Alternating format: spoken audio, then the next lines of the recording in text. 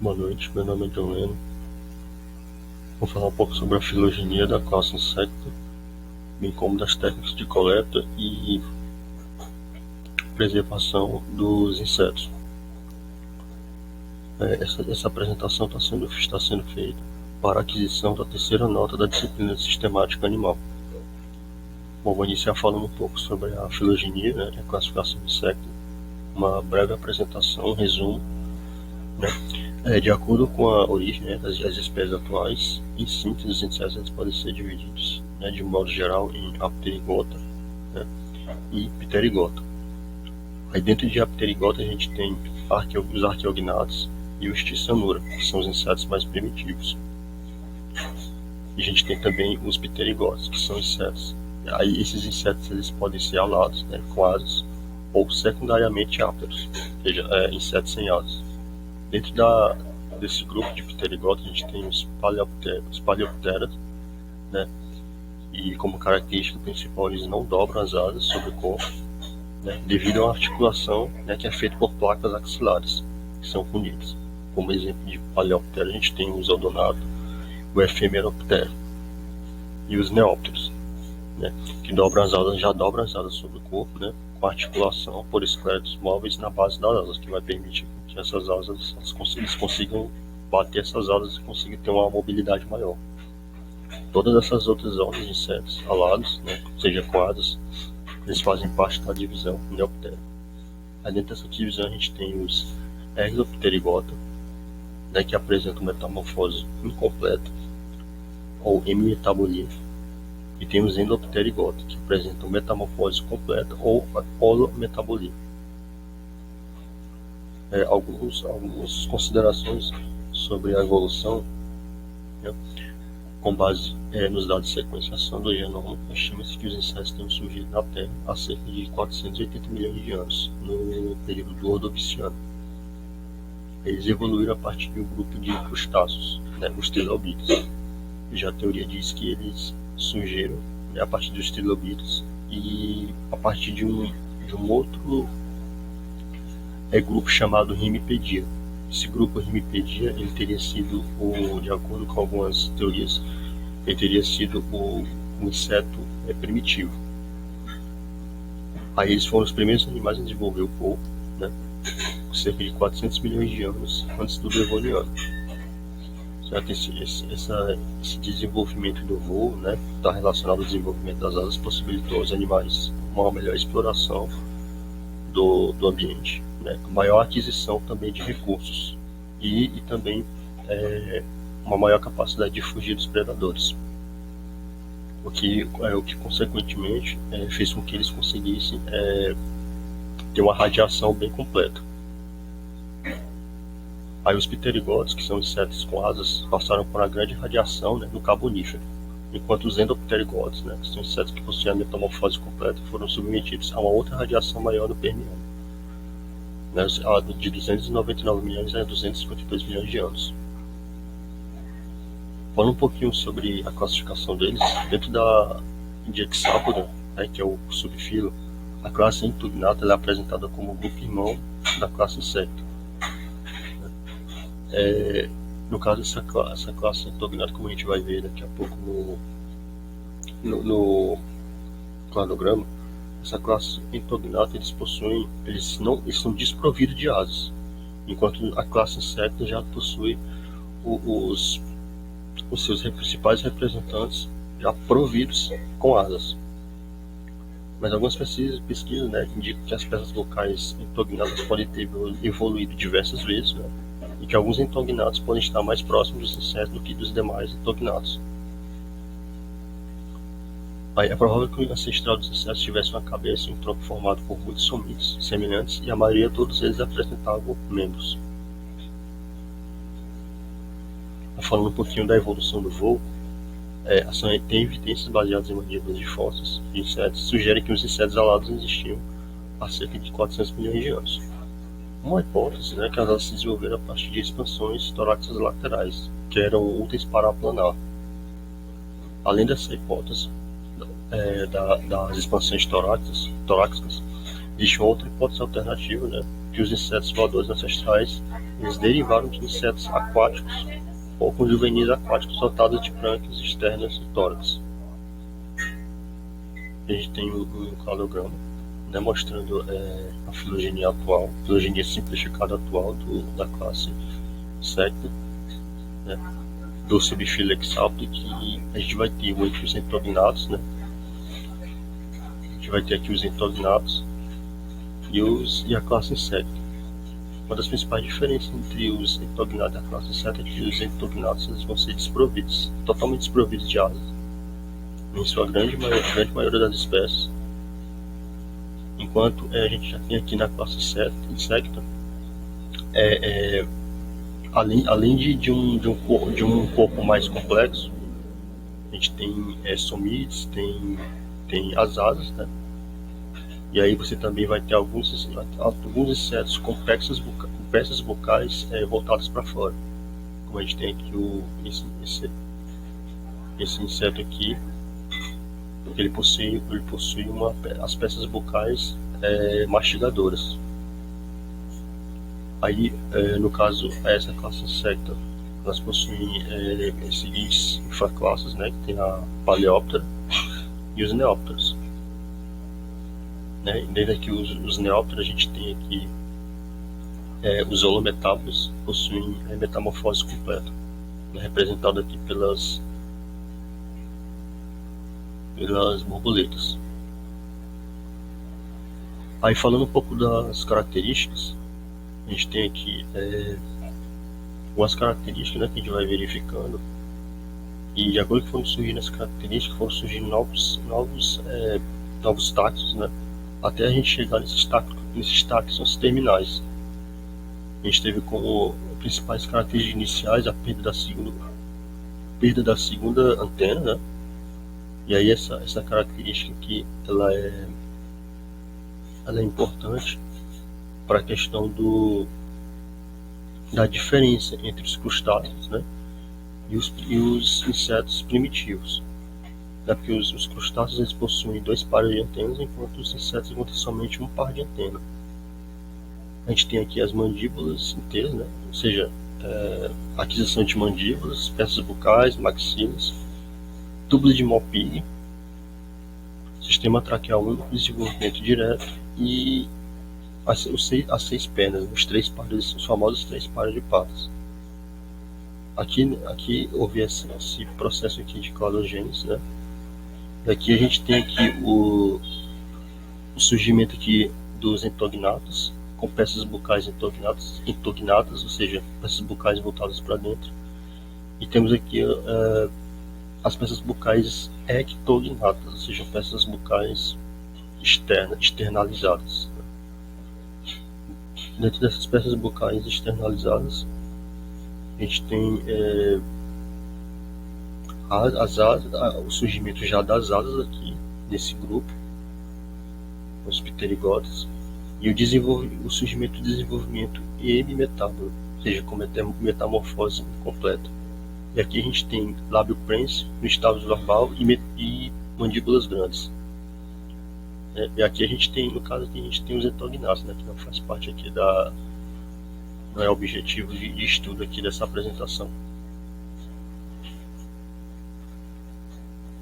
Aí dentro dos pterigotas, né, desse grupo que desenvolveu asas, desenvolvimento hemimetábulo, a gente tem 2 tipos de grupos, né? Tem o surgimento aqui dos Paleóptera,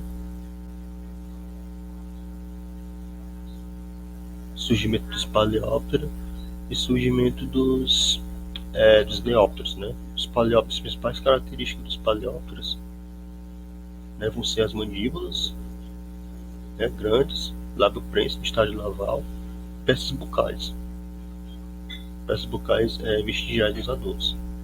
E aqui no caso os Neópteros, né, a principal característica tem as asas que dobram-se sobre o corpo. A gente pode observar aqui nos representantes, aqui mostrados na figura. Aí algumas outras características, né? A gente tem já aqui nos holometábolos, o desenvolvimento que direto, aliás, desculpa, a metamorfose direta, a metamorfose completa, né? Caracterizando aqui a holometabolia. E temos aqui também algumas outras características, como peças bucais mastigadoras e tubos de Mopig, né? Tubos de Mopig, redução da venação da asa e as peças bucais já diferenciadas, né? A gente tem as peças bucais sugadoras e nesse outro grupo, que ortopteroide, a gente tem as peças bucais mastigadoras. Bom, essas aí só foram algumas considerações gerais sobre a filogenia e a evolução da classe Zeta. É um grupo muito grande, muito diverso, né? É considerado o maior grupo de animais existentes, né? E aí a gente mostrei aqui mesmo só um cladograma básico, né? Com algumas relações básicas, algumas características que esses animais possuem. Agora eu vou falar um pouco sobre as técnicas de coleta e conservação dos insetos. No caso, o objetivo principal são vários objetivos que a gente tem, mas os principais que motivam essas técnicas é a identificação de insetos, identificação de novas espécies e também podem ser feitas também essas técnicas de coleta e conservação para montagem de insetários. Eu procurei aqui na apresentação falar de uma forma bem sintética, né, de forma bem sintética e geral, sobre essas técnicas, né. A gente tem uma imagem aqui do Alfred Wallace, né, que foi um naturalista contemporâneo de Charles Darwin, que uma figura dele com a pulsar, né, que é um dos objetos mais utilizados para captura de insetos.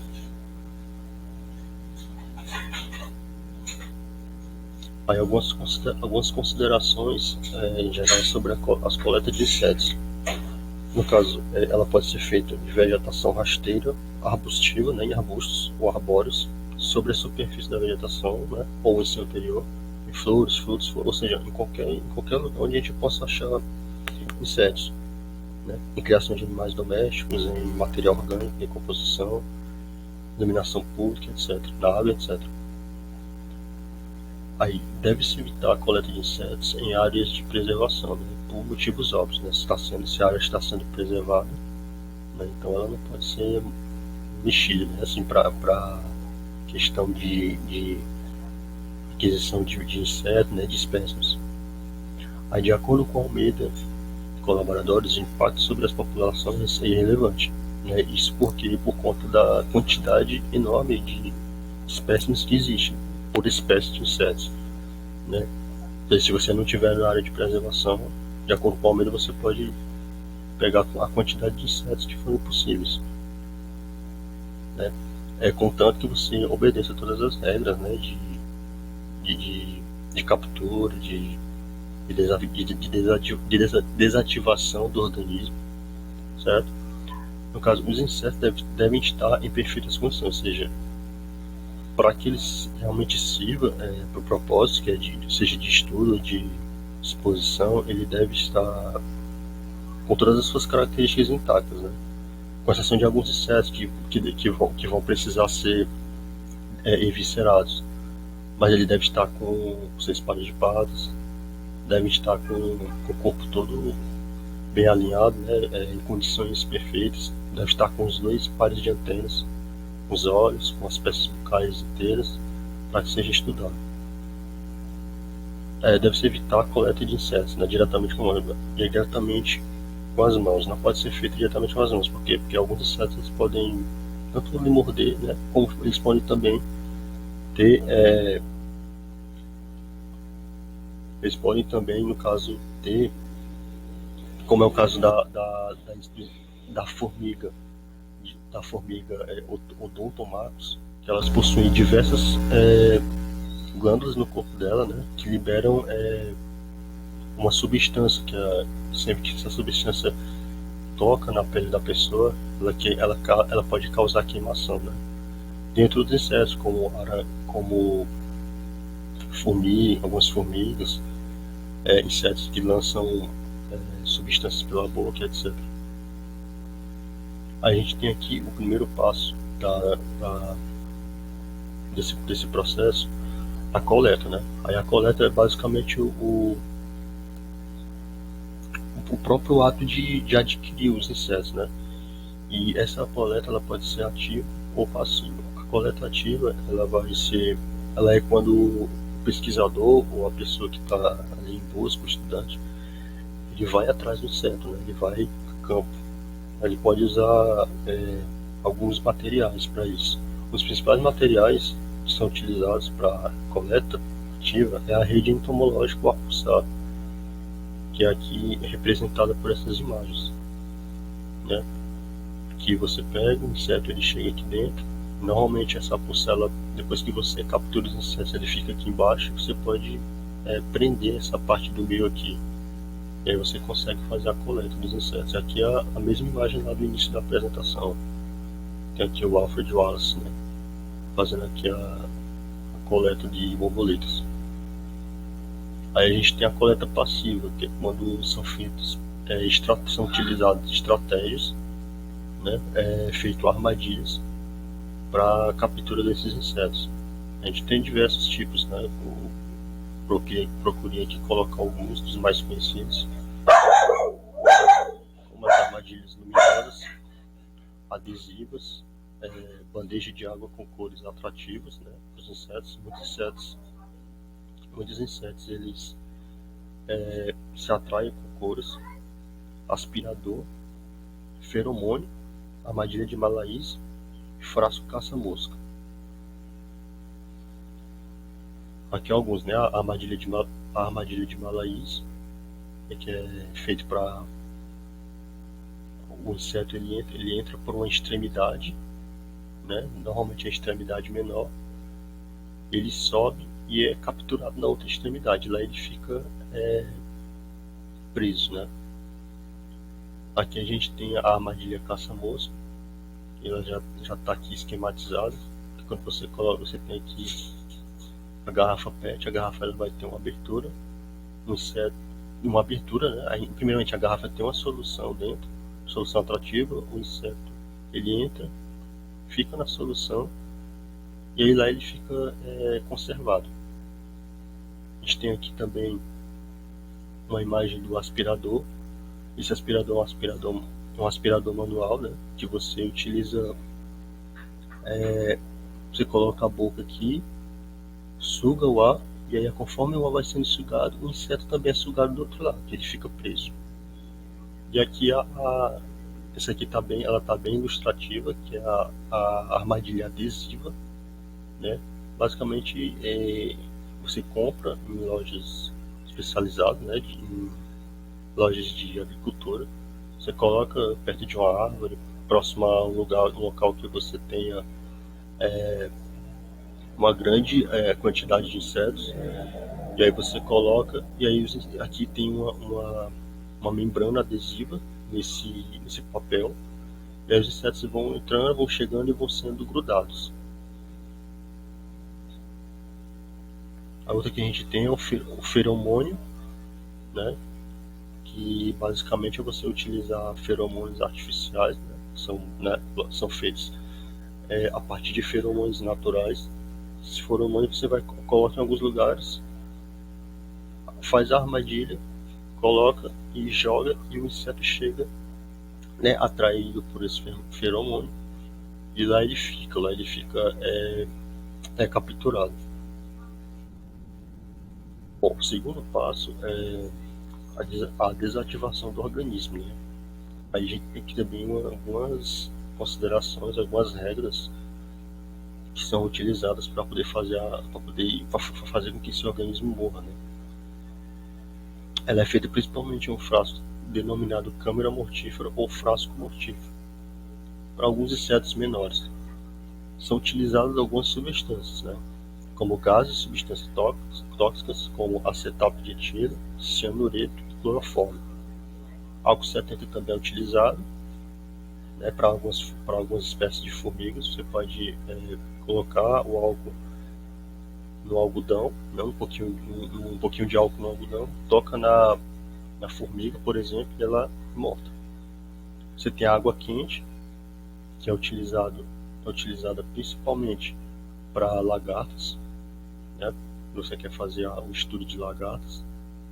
Tem o congelamento. O congelamento ele é feito no período de 24 horas. Você coloca os insetos lá dentro, você quer fazer o estudo, dentro de um frasco, coloca para congelar. Ele precisa ficar, de acordo com alguns estudos, né? Ele precisa ficar no prazo de 24 horas. E tem outros métodos especiais, né? Como para algumas espécies de borboletas, você pode, você pode tocar no coisa, no tronco, né? E apertar que ela vai ser desativada. Aí, no caso, alguns passos para a montagem. Após a morte dos insetos, os mesmos devem ser montados o mais rápido possível, isso porque, como todo organismo vivo, eles podem decompor, né? Alguns momentos, algumas horas, alguns minutos, eles podem já entrar em decomposição. Então, quanto mais rápido for feito, a, no caso, a montagem, né? E em alguns casos já vai ser preciso ser feito a evisceração dos insetos. Quanto mais rápido for feito, melhor para o pesquisador. Aí algumas espécies de insetos devem ser eviscerados, né? No caso, insetos maiores, né? Justamente para que seja evitado o processo de decomposição, para que o inseto não se decompõe quando ele estiver sendo montado, ou quando ele já estiver no processo de, de exibição ou de estudo. Alguns insetos devem permanecer em câmara úmida até que amoleçam e seja possível alfinetá-los. Né? Ou seja, insetos que ficaram muito duros, né? Eles devem permanecer em câmara úmida. É também feito uso de naftalina, né, para dispersão de outros insetos, né, outros insetos predadores que venham a querer se alimentar dos insetos, ou também para dispersão de fungos, né. No caso, os exemplares da coleção eles só podem ser fixados somente por alfinetes entomológicos. Por quê? Porque os alfinetes entomológicos são os objetos específicos, né? Possuem alfinetes, existem alfinetes de diversos tamanhos e de diversas grossuras, né? Dependendo ali do tamanho do inseto. Eles já são produzidos propriamente para fixação desse inseto. Aí, com relação à posição do alfinete e dos apêndices, os alfinetes, né? Algumas considerações: devem ser inseridos de forma vertical,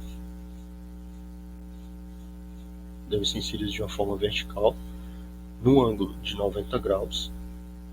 O posicionamento deve ser feito, de acordo com estudos, né? O posicionamento deve ser feito 1 centímetro abaixo da cabeça do alfinete, ou seja, deve ter o tamanho de 1 centímetro entre a superfície, né, do corpo do inseto e a cabeça do alfinete. A inserção deve ser ligeiramente deslocada para a direita.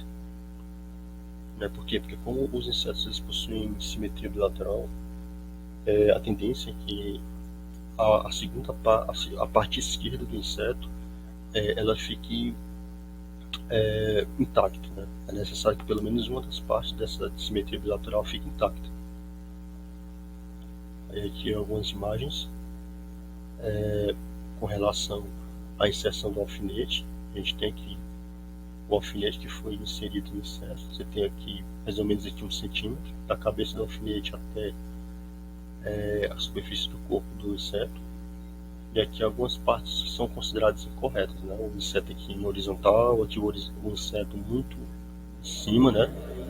Muito no topo, e aqui o inseto total muito embaixo também. E aqui alguns exemplares já em forma de desenho. A gente tem aqui ó, esse pontinho aqui representando o alfinete, né? Você sempre tem aqui o alfinete sempre deslocado um pouquinho à direita.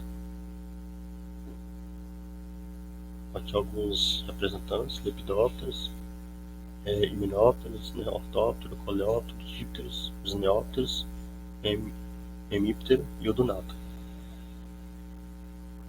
Bom, com relação aos apêndices, né? Eles devem facilitar a identificação. E aí, quando se fala de apêndices, a gente fala de pernas, asas e antenas. No caso, para pernas, o primeiro par deve ser voltado para frente, o segundo e terceiro pares voltado para trás, né? Com exceção de insetos que possuam as pernas muito grandes, esse primeiro par de pernas ele deve ser voltado totalmente para trás também. As asas, a maioria dos insetos podem permanecer com as asas fechadas, entretanto as borboletas, mariposas e libelas devem ter as asas abertas, exibindo as nervuras, né, o que facilita a identificação. Para lepidópteros, podem ser utilizados esticadores, porque no caso das borboletas elas possuem asas grandes, né, e essas asas elas dizem muito, elas dizem muito sobre o desenvolvimento do animal, né? Ali você tem cores diferentes, você tem nervuras, tem as formas das asas, ou seja, é gerado muito conteúdo somente com as asas. Então, são esses apêndices são de extrema importância para os estudos. E a gente tem também as antenas, né? Elas devem permanecer voltadas sempre para frente, com exceção de antenas muito grandes, de insetos com antenas muito grandes. Sendo assim, essas antenas elas devem ser voltadas para trás e enroladas no corpo do animal. A gente tem aqui técnica para esticar e aplanar apêndice, e utilizando essa técnica do esticador, né, utilizado para borboletas. Né. A gente tem aqui os alfinetes de montagem, vão ser fixados aqui na base da asa da borboleta. A gente tem um papel fixador. Né? São utilizados utilizado aqui uma pinça para poder manusear, né? Fazer o manuseio dessas asas. E aqui, dessa forma, a gente consegue visualizar as asas, verificar as nervuras, formas, né? E fazer um estudo mais completo do animal. E aí a gente percebe aqui que fica uma parte aqui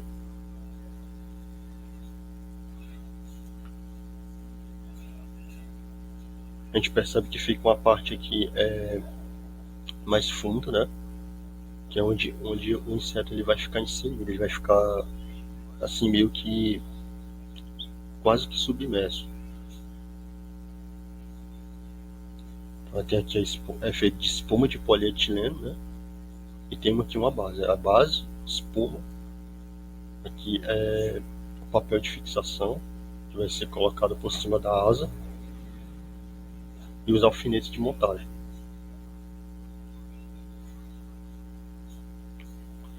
Aí temos a montagem em pontas, né? Que é utilizada para poder fazer a fixação, né? A alfinetagem de insetos pequenos.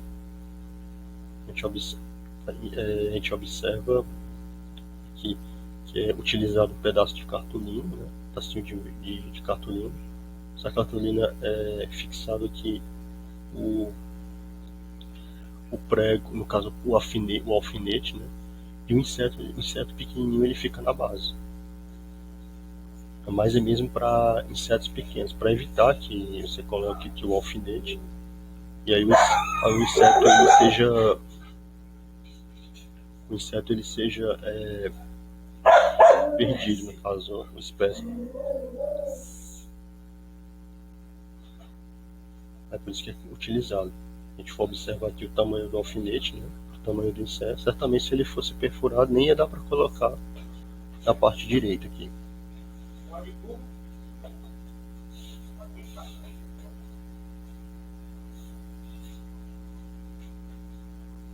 Então essa aqui é a montagem, que é a montagem em cartões. A montagem em cartões ela é feita somente para coleções de passatempo ou exposição. É só quando os insetos vão ser expostos. Alguma exposição, alguma apresentação passageira, sem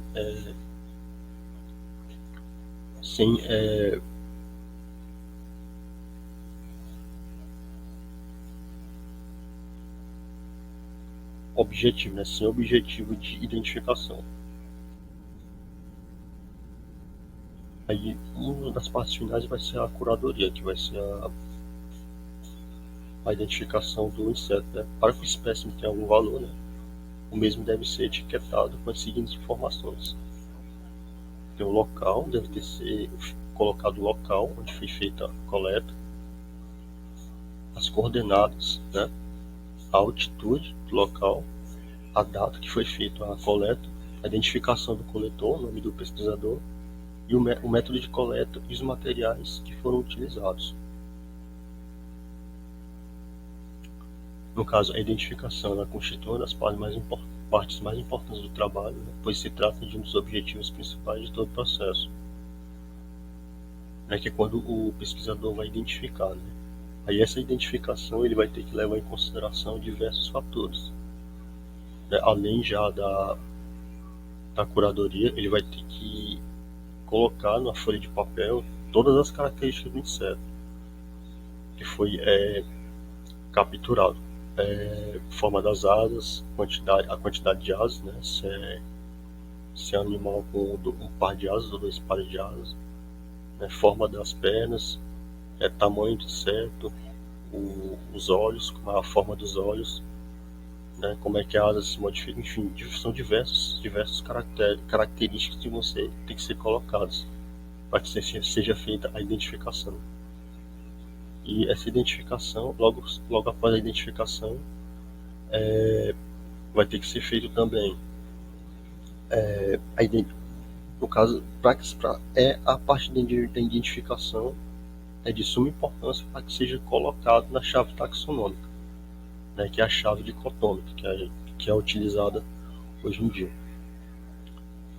Entretanto, né, esse processo ele pode apresentar alguns desafios, como restrições logísticas, né, que impedem a identificação das amostras, ou seja, alguns insetos podem ser coletados, mas pode não dar tempo de fazer a identificação deles. Né? Eles podem apodrecer antes, apodrecer ou perder partes das pernas, das asas, enfim. Ausência no momento ali de entomólogos, né? Ou seja, especialistas em insetos que estejam tanto disponíveis e que tenham a habilidade necessária para identificar todas as espécies. Ou seja, você pode ter ali a identificação de diversas espécies diferentes e você pode não ter a quantidade necessária de entomólogos para fazer essa identificação. Mesma coisa aqui no terceiro tópico, né, que é a ausência de especialistas que conheçam os insetos da área da qual o seu estudo será feito. Ou seja, você pode ter algum especialista em odonata, mas pode não ter, por exemplo, de holometábulo, né? São representados ali pelas borboletas. Ou o pesquisador vai fazer sobre os odonatos, mas não vai saber se fazer sobre o holometábulo, né? E constitui um desafio, né? Às vezes é muito difícil fazer essa coleta e ter todos os especialistas necessários na área. Mesma coisa aqui no ponto 4, né? A ausência de especialistas capazes ou preparados para estudar os insetos coletados. É porque a condição estado de ciclo de vida dos espécimes impede a pronta identificação. Vai ter também alguns insetos com ciclo de vida pequeno, que seja, não dá tempo de fazer a identificação deles naquele momento, né? E aí muitas vezes, como foi falado aqui nessa primeira parte da restrição logística, o inseto acaba apodrecendo ou perdendo as partes importantes de estudo e não dá tempo dele ser identificado. Aí falando um pouco sobre a preservação, né? Dois tipos de preservação: preservação em via seca. A preservação em via seca vai ser feita em caixas de madeira ou papelão com fundo de isopor ou é, contendo naftalina e paraformaldeído. O caso da naftalina já foi falado, né, sobre a naftalina, para que ela serve para dispersar outros insetos, né, predadores e fungos. E o paraformaldeído também. Naftalina em bolas, né, deve ficar presa em um alfinete para não rolar e destruir os insetos da caixa. Né, porque pode ser também que tem alguns insetos vivos, né, no, nas amostras. Aí para isso é necessário esquentar a ponta mais larga do alfinete antes de introduzi-lo à bola de naftalina. Deve-se tomar cuidado com o excesso de umidade no ambiente, assim como o ataque de formigas e outros insetos. A luz pode mudar a coloração dos exemplares. E a via úmida também. É a via seca e agora a via úmida. Os insetos adultos de corpo mole e os insetos jovens são preservados em álcool 70. Se a intenção é que permaneçam preservados por muito tempo, durante anos, os vidros menores deverão ser colocados dentro de vidros maiores, contendo também álcool 70, pois a evaporação é um risco constante. Ou seja, o álcool ele pode evaporar com o calor. Deste modo, a evaporação acontecerá apenas nos vidros grandes, facilitando a reposição do álcool. Assim como os insetos preservados em via seca, os insetos preservados em álcool 70 correm o risco de perder a coloração e ser expostos à luz. Portanto, devem ser guardados em caixas ou armários. E essas são as regras para insetos que vão ser preservados em via úmida. Uma referência que foi utilizada, né, do livro Princípios Integrados de Zoologia, do Ritmo.